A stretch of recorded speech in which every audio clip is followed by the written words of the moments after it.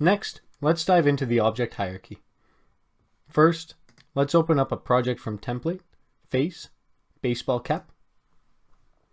Now, after playing around with objects in the last video, you've probably become more familiar with the object hierarchy, like what happens if we click a button to enable or disable something, or what happens if we drag things on top of each other, and this might not necessarily affect the actual end result. We can sort our hierarchy by two different options, layers and render order. Render order being this number here, counting from 0 to 3, and then objects that don't have a render order are stored down here. If you go to the layers mode, you can see this little blue dot here on all of these objects. If you click the blue dot, we can add a new layer. Let's click the edit pencil and call this one face. Now, if we only add components that correlate to the face to this layer, we'll note that the end result does not include these objects. This is because the camera doesn't actually render the new layer called face.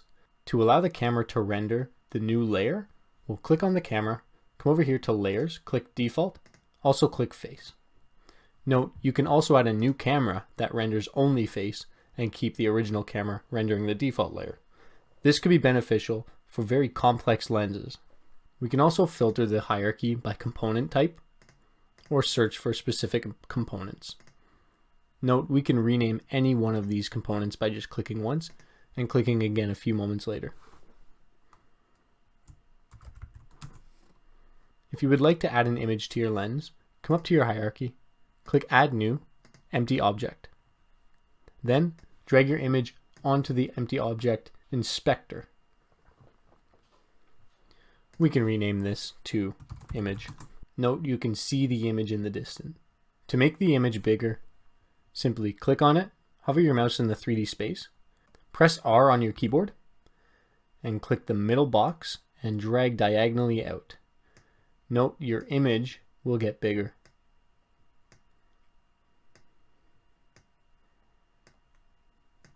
We'll dive deeper into the 3D space in another video.